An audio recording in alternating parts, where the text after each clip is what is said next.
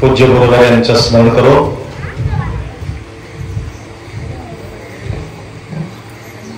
धर्मापुरी या नगरी प्रतिवर्ष अखंड नाम सप्ताह सोहळा आपण करत आलेले आहात. या अंतर्गत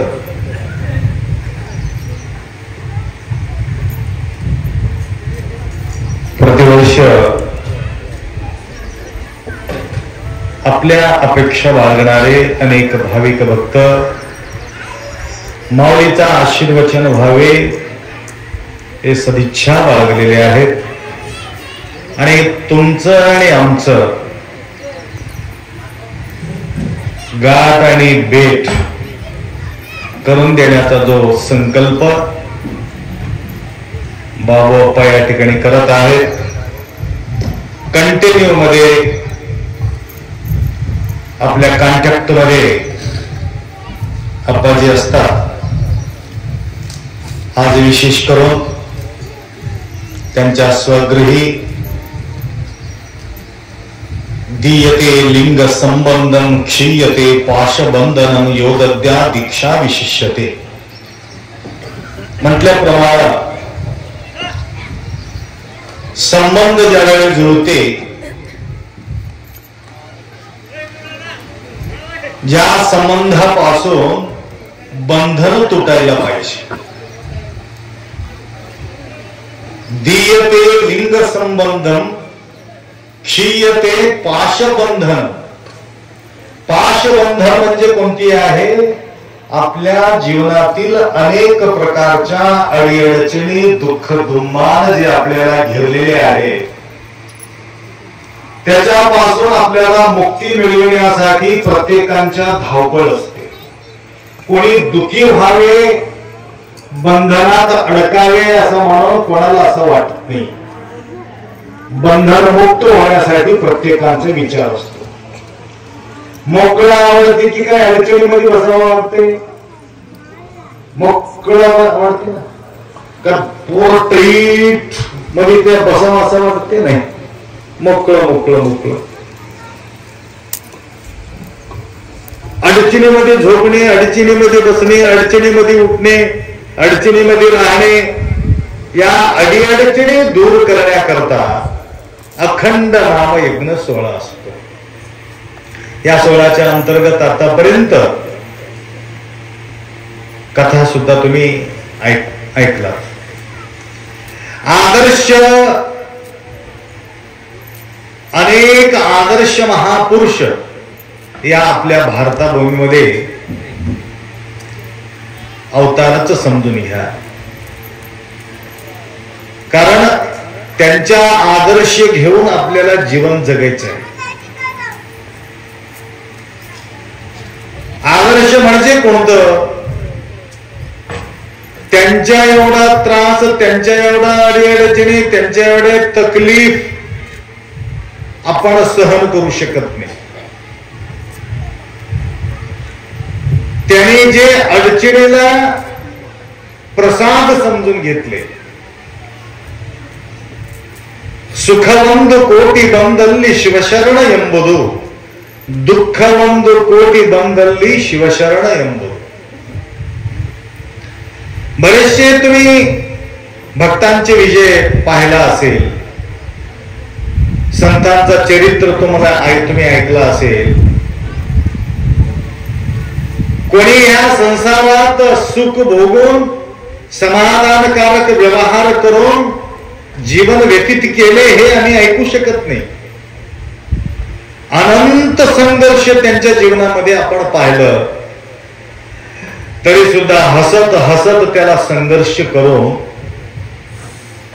ते पार केले आणि भक्ती कधीही ते सोडलेले नाही. भक्तीपासून वंचित कधी झालेले नाही.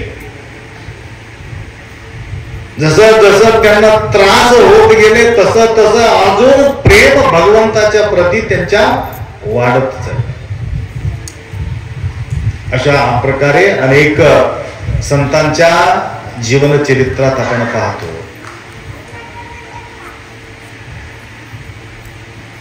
तुकोबारायाबद्दल आपण ऐकतो.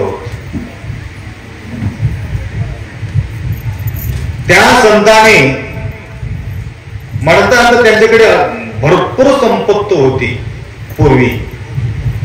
तदनंतर त्यांनी सर्व पूर्ण त्याग करून सगळ्याला वाटून टाकून नंतर अशा प्रकारच्या त्यांच्या अवस्था गंभीर झाल्यानंतर त्या पत्नीला फक्त 2 साड्या होत्या म्हणे. जास्त कपडा त्यांच्याकडे नसल्यामुळं 2च. एक दिवस एक भिक्षा मागणारी एक माता त्या ठिकाणी येऊन सगळं फाटलेले वस्त्र होतं.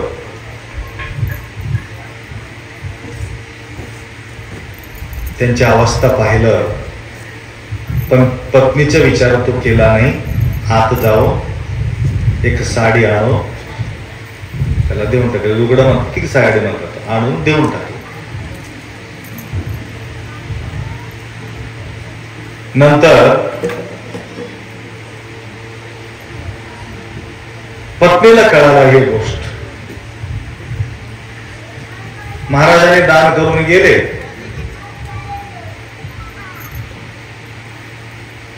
आता ते पाहतो असलेले 2 वस्त्र दान देऊन टाकले. आता कुठं गेला असेल मग पतिदेव म्हणो. हुडकत हुडकत मंदिराकडे गेले. मंदिराचा कार्यक्रम झाला होता. कळस स्थापना झाल्यानंतर सर्वांना वस्त्र अर्पण करत होते. उरलेले 4-5 वस्त्र त्या ठिकाणी शिल्लक राहिले होते. लुगडं हे कोणाला द्यावे म्हणून सगळे विचार करत असताना असं एक ठरवलं, चांगलं सेवा करणारे भक्तांनाच या ठिकाणी हे वस्त्र अर्पण करावं. विचार करून ते ठरवित असताना त्या ठिकाणी तुकोबारायांच्या पत्नी त्या ठिकाणी गेल्याबरोबर आणि आम्ही हुडकून आम्हाला आल्यासारखा माता या ठिकाणी भेटलेली आहे. आता उरलेले 5 हे वस्त्र त्यांना देऊन टाका म्हटले. तोपर्यंत तुकाराम महाराज त्या ठिकाणी आले. तुम्हाला भांडण करण्यासाठी मी आलो होतो. एक असलेले वस्त्र तू दिलात म्हणून तुला भांडण करण्यासाठी आलो होतो. परंतु इथं आल्यानंतर एक नाही 5-5 वस्त्र आपल्या पदरी पडले. बघा किती उदार अंतःकरण असलेले विठ्ठल पांडुरंग आहे. आपल्याला जसं देतो तसं दिल्यानंतर ते आपल्याला डबल आपल्याला प्राप्त होणार आहे. म्हणून कधीही अपेक्षा करायचा नसते. पहिलेच आपण विचार करतो दिल्यानंतर डबल मिळतील म्हणून आपण देतो. परंतु तसं न करता नकर्मणा प्रजयाना धनेना त्यागे नेके अमृतत्व मानुष होत. या प्रकारे सेवा करणारे जो संत त्यांच्या आयुष्यामध्ये काही कमी पडत नाही आणि उद्यासाठी कधी तो विचार करत नाही म्हणून त्याला काही कमी पडत नाही. एवढा उदार अंतःकरणाचे सेवा करणारे सद्भक्त त्यांच्या आयुष्यात अडचणी त्याला दिसत नव्हत्या. लक्षात आलं का? आम्हाला अडचणीशिवाय दुसरं काहीच दिसत नाही. त्याच्यामध्ये त्याला एक उत्तम शिक्षण मिळायचं. म्हणून आपल्याला अडचणीची अपेक्षा ते करत होते, त्याला अडचणी मिळत नव्हते. आम्हाला अडचणी येऊ नये म्हणून आपण अपेक्षा करतो, आपल्याला ते घेरत राहतात. म्हणून या अखंड नाम यज्ञामध्ये आपल्याला काय अनेक प्रकारच्या विचारधारा सांगणारे अनेक संत मंडळी या ठिकाणी येतात. आपल्या गावचं नाव तर धर्म आहे, धर्माचा पूर आहे. आलं की लक्षात?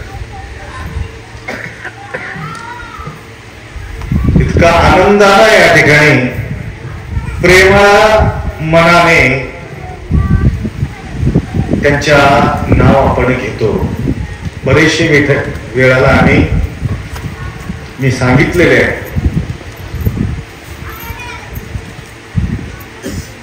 प्रभू रामचंद्राच्या आगमनासाठी कितीतरी वर्ष इंतजार करत होते. तर त्या आनंदाचा सोहळा आज किती आहे तारीख? तुमचा अखंड नाम यत्न किती वर्षाचे? 32 वर्ष. बघा, 32 वर्ष, 32 इयर्स अखंडपणे या ठिकाणी नामचिंतन तुम्ही करत आहात. तर ज्या ठिकाणी प्रभू रामाला त्या ठिकाणी विराजमान होऊन त्यांना डोळा भरून पाण्याचा डोळ्याचा इंतजार त्या ठिकाणी जवळजवळ 400-500 वर्षापासून इंतजार करणारे लोकांच्या अनेक पिढी त्या ठिकाणी निघून गेले, परंतु त्यांच्या जो मनोकामना पूर्ण होऊ शकलेले नाही. आणि तुमच्या या काळामध्ये लक्षात आलं का, तुमच्या या काळामध्ये तुम्ही जिवंत असताना, तुमचा डोळा असताना, तुमचा कान असताना, तुमच्या सगळं या ठिकाणी भरून असताना डोळा भरून मंदिर पाहण्याचा आणि बाललीला मूर्ती पाहण्याचं योग तुमच्या भाग्यात मिळाले, याच्यापेक्षा मोठा भाग्य कोणती आहे? म्हणून भाग्यात काही गोष्टी पाहिजे. त्यावेळेला अनेक लोकांच्या, अनेक भक्तांच्या आनंदाचा अश्रू राहू शकलेले नाही. हे आहे भक्तीचा प्रेमळ भाव. आला का लक्षात? प्रेमळ भाव, भाव तिथं देव.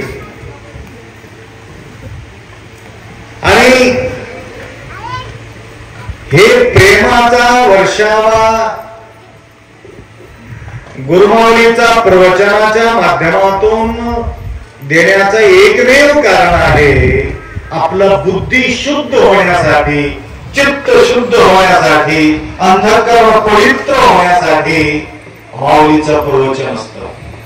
लक्षात आलं का?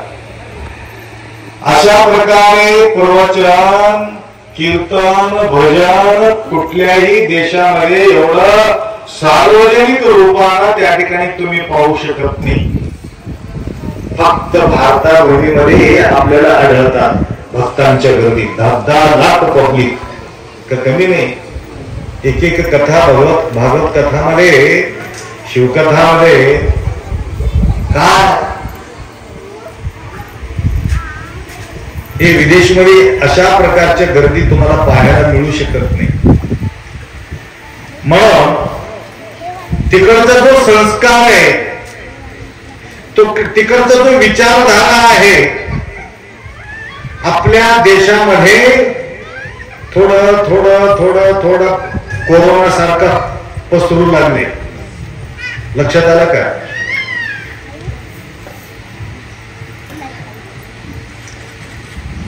ते अमेरिकाहून काही जोडी भारतात आले. येऊन विचारले, हे तुम्हाला काय होते? त्याने म्हटलं आमचे बायको आहे.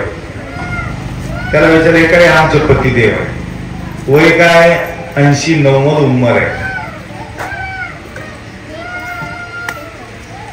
80-90 उम्र. शादी कब हुआ? हमारा जो 20-21 साल होगा, इनका तो 16 साल होगा. ये बच्ची का तब इसका 16 साल होगा. पहिले लवकर करत होते ना लग्न. ते घाबरून ऐकत होते म्हणे. ते 16 साल से आपका पास अभी भी एक ही जगह पे है दोनों. म्हणजे 80 वर्षपर्यंत त्यांच्याकडे 8 बायका तर झालेले असते म्हणे. त्याला 8 नवरा, त्याला 8 बायको. म्हणजे 1 वर्ष 2 वर्ष राहिलं तर भयानक मोठं परिस्थिती झाली तिथं. 5-5 वर्ष लेकरं जे आपण पैदा करतो त्या लेकराला ते आई वडील पोसत नाही. एक इन्स्टिट्यूट राहते, त्या इन्स्टिट्यूटला ते लेकराला देऊन टाकतंय. दूध वगैरे काही पिणं संपलं, ते बालवाडी अंगणवाडी जी आहे ना त्या ठिकाणी तिथं सोडून देत. म्हणजे आमची ही संस्कृती कसं आहे, एकदा लग्न झाला तर संपला. हे रामाचा आदर्श घेणं आहे. हे संस्कृती कुठं शिल्लक राहिले मला सांगा. म्हणून हे संस्कार देण्यासाठी संतांचं आगमन होत असते.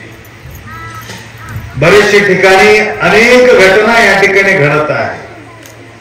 सावधान सावधान सावधान. परवा आले होते तेलंगणाचे एक लेकरू, 14 वर्षाच्या मुलगी. लक्षात आलं काही घडलेल्या घटना बोलतो, माझ्याकडे गिरेकी येतात म्हणून तुम्हाला बोलतो. 14 वर्षाच्या मुलगी एक भिकारचोट पोरासोबत पळून जाण्याचे विचार करतात. लक्षात आलं का? ना नोकरी, ना व्यवहार, ना काय नाही. मागे पुढे वेगळा विचार करायचंच नाही. क्षुधातुराणाम न रुचिम न वेळा.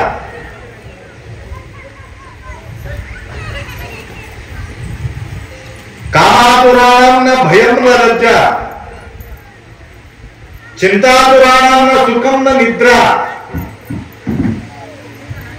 विचार करायची गोष्ट आहे. भूक लागलेल्या माणसाला गोडी कळत नाही. मीठ मिरचू काय जे आहे ते देऊन टाकू, मला भयानक भूक लागली, खा. क्षुधातुराणाम न रुचिम न वेला. चिंतातुराणाम न सुखम न निद्रा. चिंतित असलेल्या व्यक्तीला ना सुख आहे ना निद्रा आहे. झोप बी नाही, सुख बी नाही. कामातुराणाम न भयम न लज्जा. त्या वयाचा विचार करत नाही, त्यांच्या मान मर्यादाचा विचार करत नाही. तर आमच्या समोर त्या लेकराला आणून बसविले. मी विचारलं, माय असं का? मी कोणाचं ऐकत नाही म्हणले.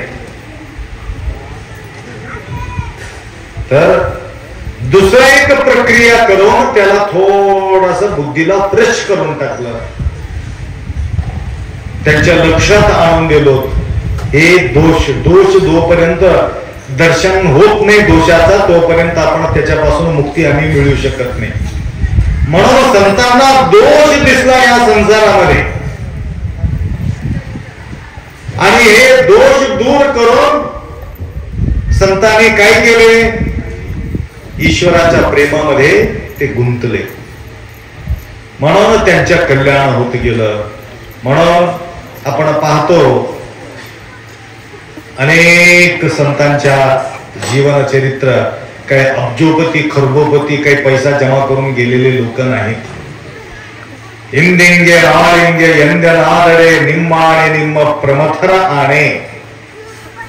पक्षीसारखं जीवन जगून ते उडून गेले,